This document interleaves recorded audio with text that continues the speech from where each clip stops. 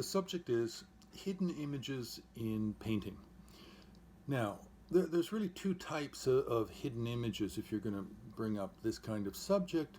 And the first is sanctification images that are painted on the surface of a composition but then covered over with drawing and paint.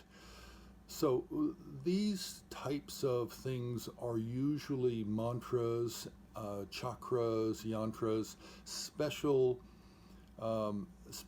symbols out of tantric theory that are meant to be hidden and to somehow sanctify to bless the composition.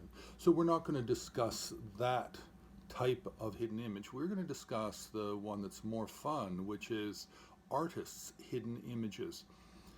Artists' hidden images is coming from a long tradition where artists put in special little things into the painting that are primarily meant for other artists to find.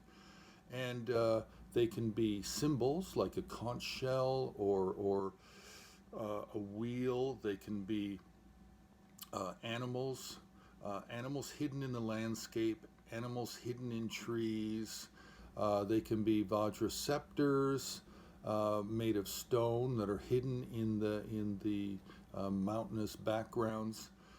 There's all kinds of hidden symbols, as well as sexual symbols can also be seen in some tantric paintings. There's no meaning to this from a religious point of view. There's not really any meaning to this from artist style point of view. It is merely visual elements that are put into the composition and landscape for enjoyment, just for the pleasure of the artist and maybe other artists and people who appreciate this kind of imagery. We can find other traditions that do this. In China, this was quite common to have subtle imagery buried in the composition. So, Tibetan art, I've not seen it in Nepalese art, but it doesn't mean it's not there. It just means I haven't seen it.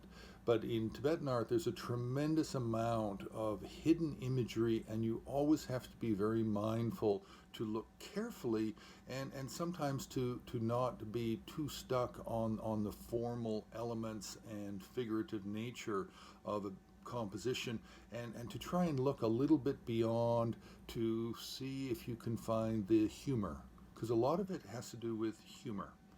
So that's hidden images in painting.